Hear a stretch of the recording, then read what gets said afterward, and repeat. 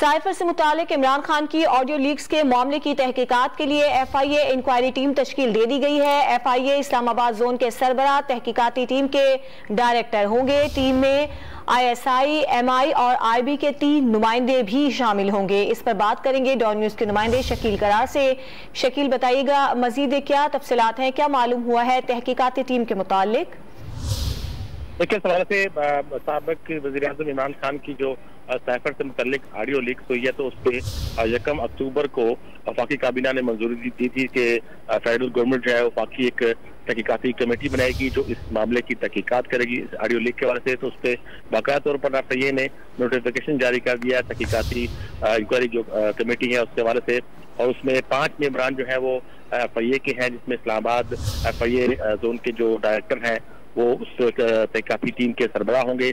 उनके साथ साथ FIA के दीगर अफसरान 5 होंगे, जबकि साथ साथ ISI, MI और IB के 3 नुमाइंदे भी इसमें शामिल किए जाएंगे, उनसे मांग लेंगे।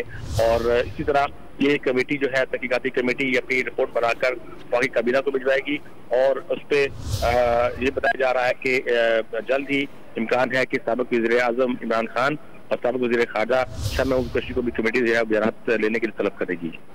बहुत शुक्रिया शकील करार आपका।